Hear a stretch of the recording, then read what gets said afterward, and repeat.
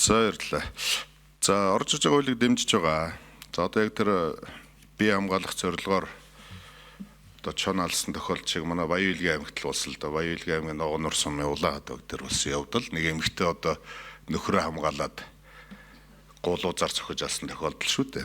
Тийм учраас яг энэ хуулийн зохицуулалт бол шаардлагатай. Гэхдээ энийгээ дагаад нөгөө чоноос хавтгаагаар нь устгаад авах тохиолдол руу явчихъя. Одоо сая таны ярьсан жишээлбэл урагшаа гарч байгаа чоны ханш тодорхой хэмжээнд өссөнтэй холбоотой чоны тоотлогоос тодорхой хэмжээнд цөөрсөлдөө.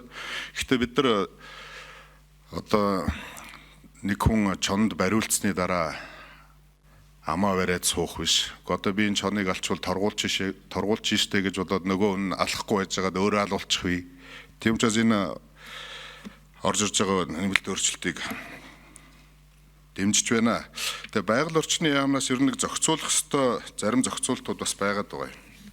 Жишээлбэл Монгол Улсын хэмжээнд энэ тург гогоо буюу одоо харгалуу бас зохистой төвшөнд одоо устгал явуулах хэмжээнд одоо хүртэл шаардлагатай болцсон байгаа.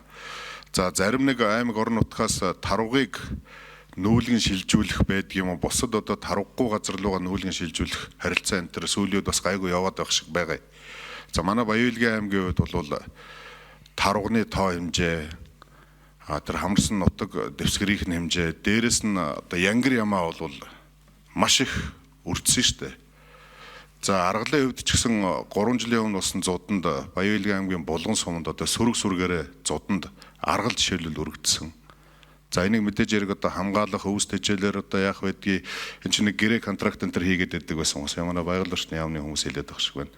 Яг энэ одоо өвс тэжээлэр хангах үүрэг энэ төрийн тухайн орон нутаг хариуцаад байдаг юм уу? За орон нутаг хариуцах юм бол мөнгө санхүү нь хаанаас гардгийг? Гэх зэрэг ингээд зохистой төвшөнд аваачих харилцаанууд байгаад байгаа юм. За яг саяны энэ чонны хувьд бол яг тэ одоо тэгээд ер нь өмнө одоо нүүдэлч ард түмэн бас нэг хотондоо дуу гаргачих хэмжээний нэг буутааж байх хэвээр одоо Монгол үг байдаг шүү дээ. Чонтой газар малаа хэрүүл чулуутай газар гэрээ барь гэж тийм ээ. Тийм учраас малчтаа бас энэ хэмжээний сургалтуудаа бас л өгжөл байх хэрэгтэй. Малаа одоо устгуулсны дараа одоо ингээл фэйсбүүкээр янз бүрийн юмар ингээд зогсохоосоо илүү энэ чонтойгоо тэмцэж л амьдарч ирсэн шүү дээ. Ер нь нүүдэлч ард түмэн тэр ирвэстэйгээ байдаг ч юм уу, баавгатайгаа байдаг ч юм уу.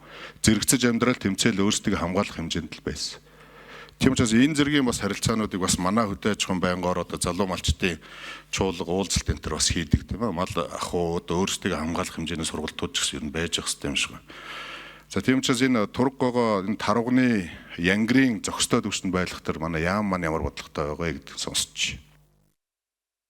За өдөөсөө тэрүүлээ.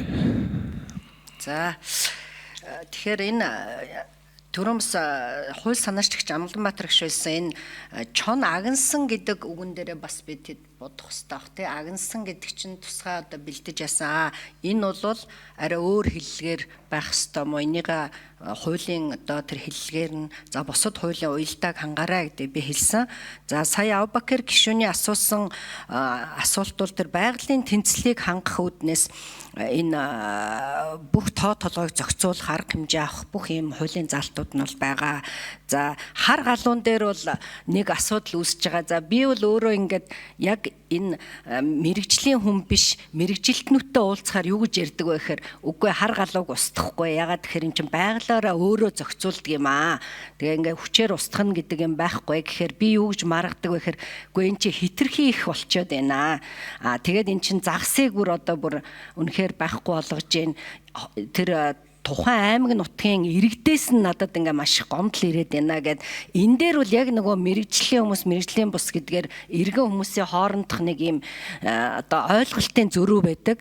За сүүлийн үед бол яг ямар арга бас бодож олсон бэ гэхлээр за тэр хар галууг бол буудаж устгах бол өөрөө одоо болохгүй гэсэн ийм одоо зүйл ярьж байгаа. Нэг арга байдаг тэр нь бусад оронд хит их тоо толгой нэмэгдвэл тэр өндгийг нь нэг бодисоор одоо ингээд бүрдэг өндгүүдийн ингээд будна гэж яриа л да одоо бүрхэхээр тэр өндөг одоо хагарахгүй тэгээд тоо толгой нэмэгдэхгүй ч гэдэг юм уу нэг ийм бас олон улсын хэрэгэлдэг арга байдаг.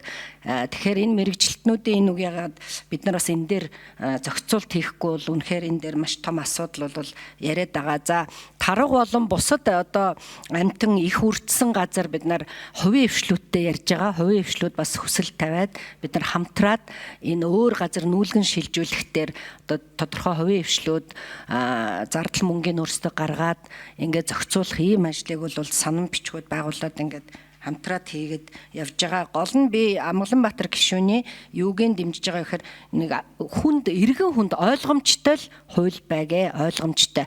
За мэдээж одоо орон нутгийн засаг захиргаа тухайн орон нутагт нь одоо их боллоо гэхэд тэр өөрөө тэр их байна, энэ одоо сэргэжилтээ хийе гэдэг хүсэлтээ өгнө. Гэхдээ яг иргэн одоо доржих руу тэр чон дайрахгүй бол тэр засаг дарга хэлж мэдэхгүй учраас энэ зохицуулт нь байвал ойлгомжтой юм уу гэж байгаа юм. Тэгэхээр энэ хуулийн бусад хуультай уялдуулах тэр Бачаавал гишүүний хэлсэн асуудлыг хууль санаачлагч манай ажлын хэсгийнхэнтэй хамтраад сайн ажиллах хэрэгтэй гэж л гэсэн. За уран чимэг 1 номер гүйцээж хариулъя. Гишүүний асуусан нөгөө тоо баримт нөгөө юутай санхүүжилттэй холбоотой дээр нэмэлт тайлбар өгье. 2024 онд байгалийн нөөцийн төлбөрийн тухай хуулиар яг сая нөгөө тусгай зориултын ам буюу ахуйн үйлдвэрийн зориултаар агнсан амтнаас олсон орлого нь 14.5 тэрбум төгрөг улсын төсөвт орсон байгаа. Энэ байгалийн нөөцийн төлбөрийн тухай хуулиараа 50%-ийг буцаагаад яг тухайн амтныг хамгаалах зохистой тоо толгойг зохицуулах хамгаалах арга хэмжээнд зарцуулна гэсэн заалттай байдаг. Тэгэхээр өнөөдрийн байдлаар яг 24 онд яг энэ хуулийн хэрэгжилт нь 62% гарсан. Гэвч яг амтан дээр бол одоо 4.5 тэрбумыг төгрөгийг зарцуулсан байна. Энэ мөнгө нь хаашаа ордог вэ гэхээр тухайн аймгийн орон нутгийн төсөвт ороод тухайн сум нь зарцуулах юм зохицуулттай байдаг. Тэгэхээр энэ зохицуултуудыг хийгээд явах бүрэн боломжтой. Тэгээд тусгай ан дээр бол тэр хар галуу дээр бол бид нар яг шуу судлаач, загас судлаачтай хамтарсан тоолго хийж яг үржлийн үе нь Монгол улсад таардаг учраас тухайн нөгөө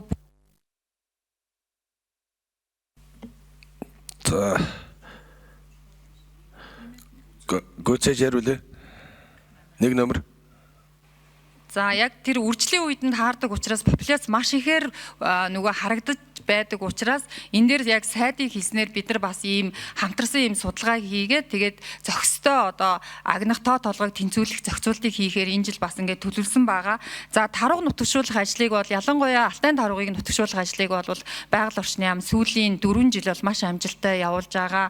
За янгар ямаа аргал дээр бол яг А агнуурын менежментийн төлөвлөгөөгөөрөө тухайн байгалийн нөөцөд түшгэлсэн зохистой ашиглалтын нөөцөө тодорхойлоод тусгай зориултын ангийн квотыг бол засгийн газраар батлуулаад тэгээд аймаг нь одоо зөвшөөрлийн тухай хуулийн дагуу зохион байгуулалтаа хийгээ явж байгаа.